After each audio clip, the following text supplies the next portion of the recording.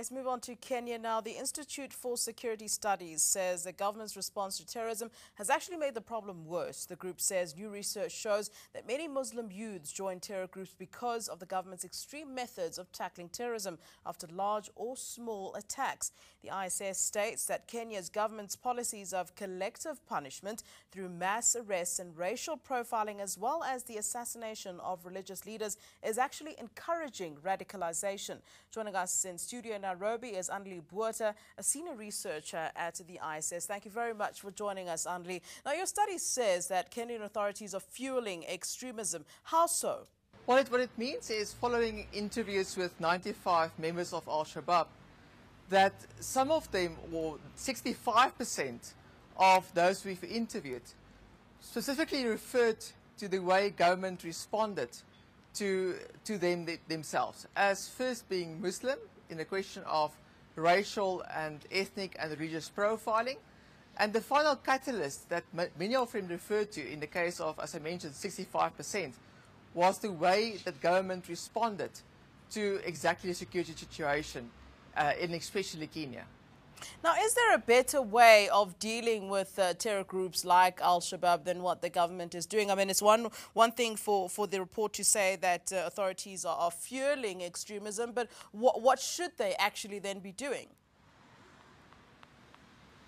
Well, one should be very careful in how you approach, especially such a sensitive issue like terrorism in Kenya, and not only in Kenya, in any possible country. Yeah. The best approach is an intelligence-led approach to identify the perpetrators, arrest the perpetrators, and bring them to justice. This is the first and most important step in basically finding a criminal justice response to terrorism. The fact that you basically round up people with being suspicious, looking suspicious, based on an ethnic or religious profile, is driving people that is not really already being radicalized into the hands of those you try to counter. So that's the first step. The second step is you have to address the underlying reasons why people are being radicalized. And that calls for an entire government approach. It is not the responsibility of only the police in dealing with these issues. It calls for looking at things like, for example, education. It looks like things like development, overall speaking. It deals with understanding and also addressing factors that's leading to marginalization and frustration.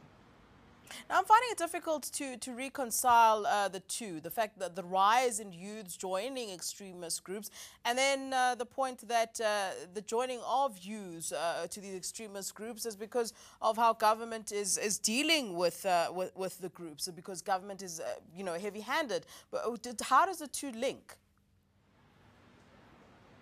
Well, let me explain to you the way that we normally understand radicalization. You have two forms of radicalization. In the first, you have radicalization that is non-violent. It's people being frustrated without going over into action. The one that we focused on with regards to Al-Shabaab is the violent radicalization. And one of the main factors that drove people from the non-violent radicalization to the violent radicalization is the way government responded to especially security threat in Kenya. And I mentioned the idea of, first and foremost, racial profiling, ethnic profiling, the question of mass arrests, and lastly, as you referred to, and I completely agree, based on the research, the extrajudicial killing of people that is suspected to be involved in terrorism and recruitment. It's the worst thing you can do. In effect, you have a short-term solution. But that short-term solution often leads to a long-term consequence. A long-term consequence in this form is that you might deal with one person, but it's creating 100, 200 others to take its place. All right, Anneli, thank you. Very interesting indeed. That was Anneli Botha, senior researcher at the Institute for Security Studies in Nairobi.